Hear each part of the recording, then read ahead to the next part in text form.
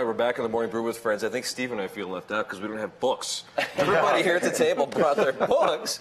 Dave, you got your new book, Dishing Up New Mexico. This is excellent. And what page exactly this recipe is on? I believe, if memory serves me right, it was on 194. That's excellent. Anybody can learn to make this. You guys tried this yet? Not yet. It's excellent. It's a lot sweeter than you would expect, too, because it's made with the sweet honey mustard. Correct. That you make. And it's going to be at the Fiery Food Show this weekend. Oh, absolutely. Right? Delicious. Come on, Sherry. Okay, I'm going to do one of the deviled eggs, We'll though, spin this actually. around here. This is one of my favorite things about this set. We can spin this stuff around. The deviled eggs are excellent. Who was Susie, and why did they call her lazy? I'm not sure. And we were thinking that Dave DeWitt might have been in your book, but it's 1945 to 72, and you've only been here for 41 years. Right. Sorry. Not quite 72. Great, huh? Right? I think we need to do like some history of food and art in Albuquerque. I would be fascinated. There's a part of that, though, to the show. Actually, right? let me finish my egg. I am pleased to tell you that the Public Art Program, in partnership with Tamarind, did a special print exhibition. program at UNM. Right, a special exhibition of lithographs commissioned as part of On the Map called The Foodies. And the exhibition opens on Friday night. This Friday night. This coming Friday night And at Tamarind. Prints of food? Mm-hmm. Local food? Prints about food, prints Right. about places to go get food, prints about farming and agriculture. Just really great art that is really all about the spirit of food in Albuquerque. That's very cool. Any peppers? I don't think gotta there's be. any actual peppers in there. There's places where you can go have peppers. Excellent. For sure. I bet that makes people hungry.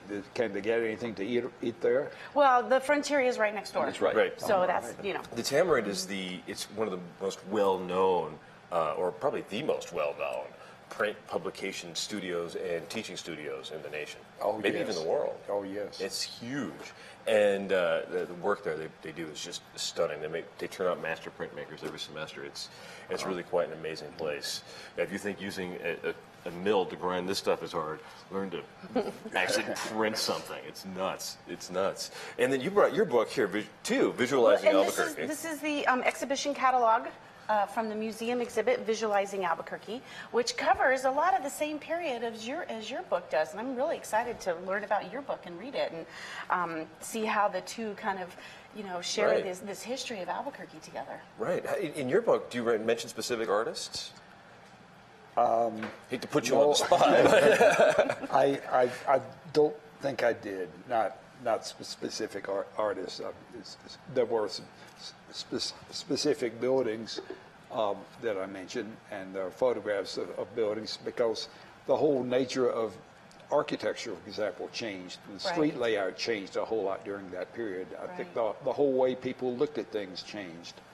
And I think art was probably a big part of just, also probably the increasing incomes of people in the city too. They had money to even buy art to furnish their homes that they were buying, right? exactly. Yeah. Certainly. Absolutely. During the spring, we have to experience Clyde Tingley's environmental art.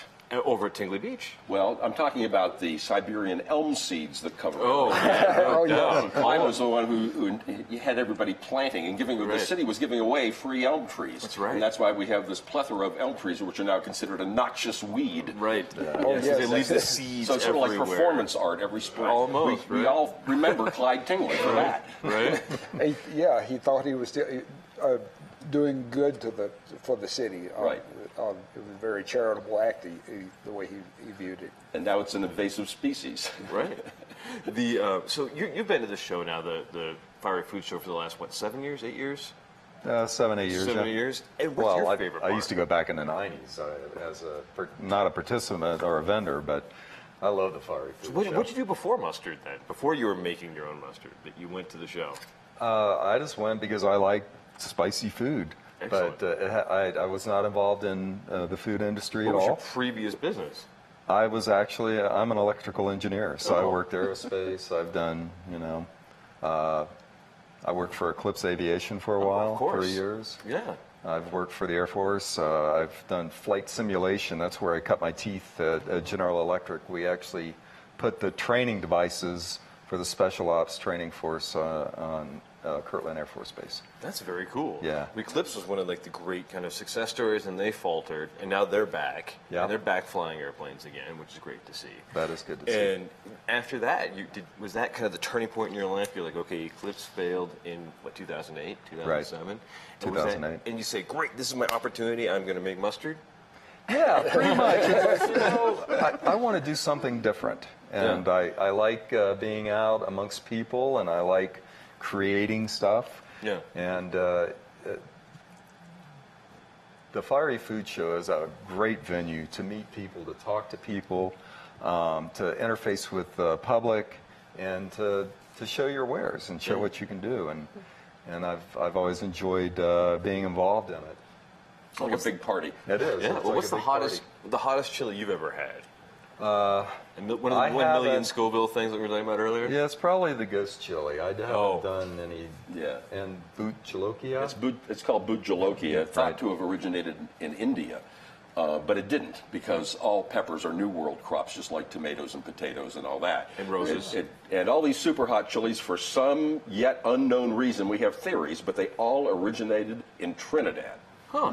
Where I've been twice, and I can tell you that's a highly chiliized society down there in Trinidad. Well, if that's your native spice, you're going to probably learn to enjoy it, learn to cook all kinds of great stuff with it, right? Yeah. Did you put some of those recipes in your book? These are recipes from New Mexicans, Oh, great. from chefs, from farmers, from restaurateurs, and all that. And it's a collection of the food community of New Mexico. Do you have to be a professional chef to learn how to make this stuff? No, these are designed for consumers. Oh, good. So even I could do it. Yeah, we took the chef's recipe and sort of made them, dumbed them down a little bit, you know. Excellent. The one, I was writing a book one time, and I was all about chef's recipes, and the one I love the most started out with the word serves 300.